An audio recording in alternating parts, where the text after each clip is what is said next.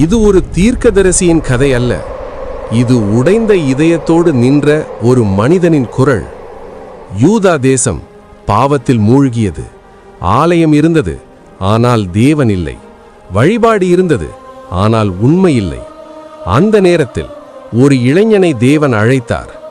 கருவில் உருவாக்கும் முன் உன்னை அறிந்தேன், ஜாதிகளுக்கு தீர்க்கதரிசியாக நியமித்தேன். அவன் பயந்தான். நான் சிறுவன்.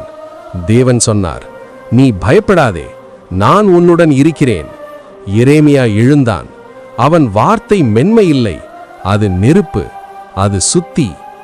மனந்திரும்புங்கள், இல்லையெனில் பாபிலோன் வரும். மக்கள் சிரித்தார்கள். ஆட்சியாளர்கள் கோபித்தார்கள்.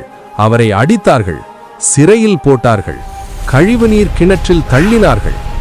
இருள், தனிமை, அழுகை. அவன் சொன்னான், இனி நான் பேச மாட்டேன். ஆனால் தேவனுடைய வார்த்தை அவன் எலும்புக்குள் நெருப்பாய் எரிந்தது. அவன் மௌனமாக இருக்க முடியவில்லை. பிறகு கிமு 586 பாபிலோன் ராஜா நேபுகாத் நேச்சர் வந்து எருசலேம் நகரை அழித்தான். நகரம் எரிந்தது, ஆலயம் சிதறியது, மக்கள் சிறைப்பிடிக்கப்பட்டார்கள். எரேமியா சொன்னது நடந்தது.